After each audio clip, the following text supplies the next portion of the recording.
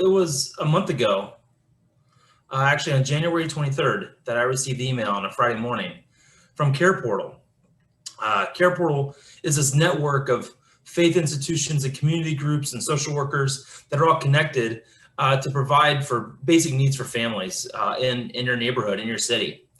The email that we received on the 23rd was sort of like the rest. It's very clinical in its description. It was a single mom, 4 children. She'd been in this apartment for 3 months, it said, that needed furniture. She had no kitchen table or chairs. She had no living room furniture to speak of. And she also needed a bed. Most of the kids had beds in the bedrooms, but she was still missing a twin-sized bed. The email also said there was heat and electricity and power and water and food, and the kids were healthy, but they needed these things. Something about reading that email, I just knew immediately that I was going to find a table and chairs for this family. Somebody that I knew or somehow would have a table and chairs. So I talked to my wife about it. She immediately launched a Facebook marketplace search. We're sort of old hat at Facebook Marketplace, buying and selling for our fine used furniture.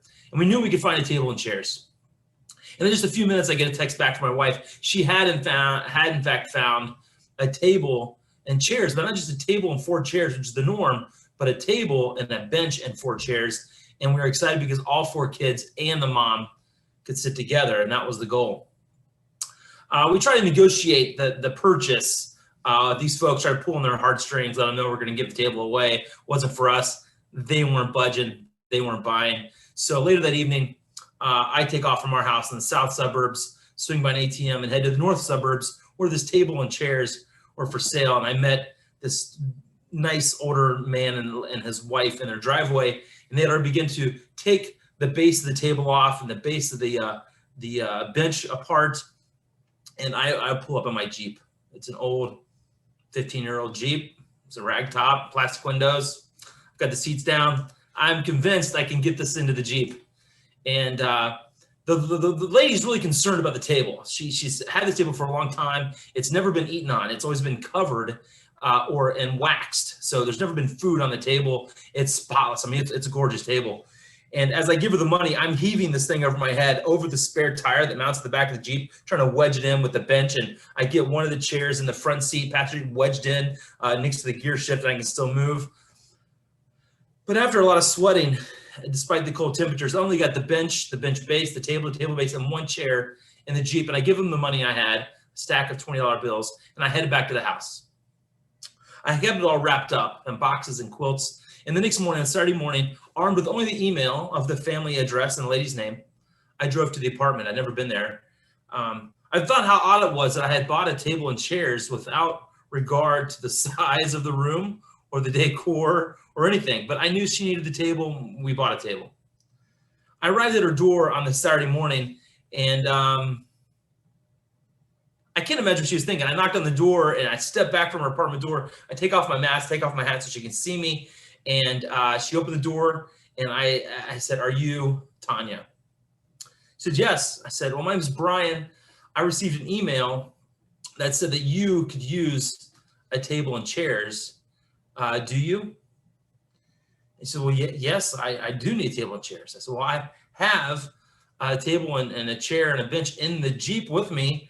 If I could come in and see the space, I'd be glad to bring it in and set up. You can have it."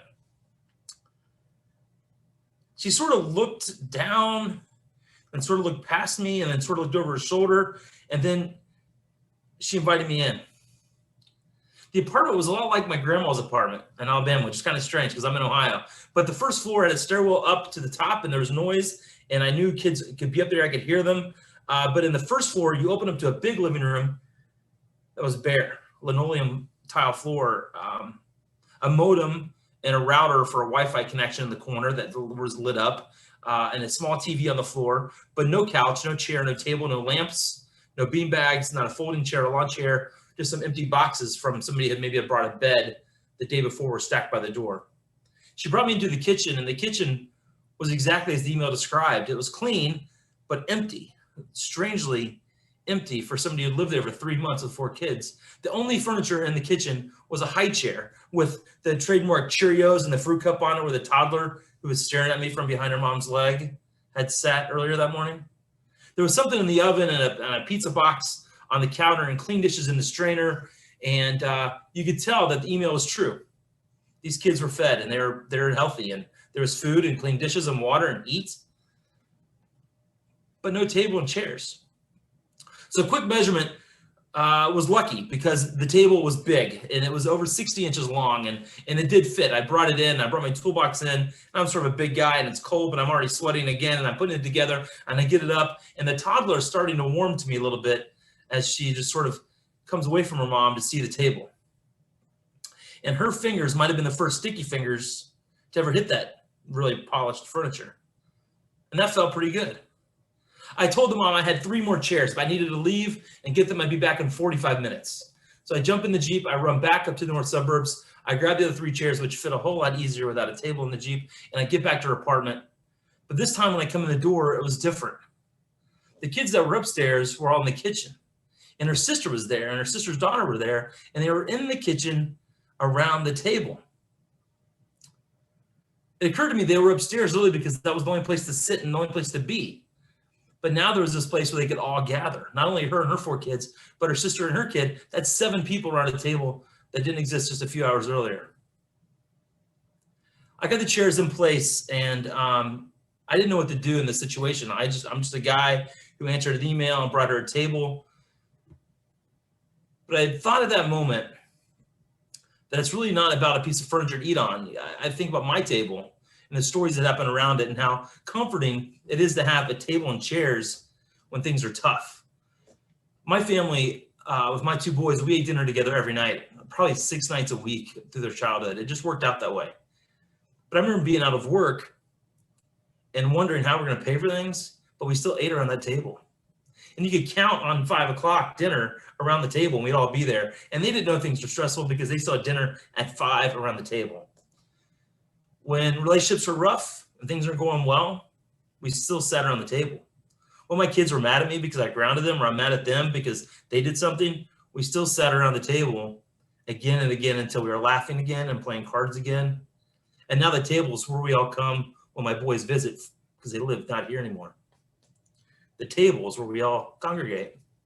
And I thought, I can't fix whatever brought this lady to an apartment without furniture and her 4 kids for 3 months without furniture.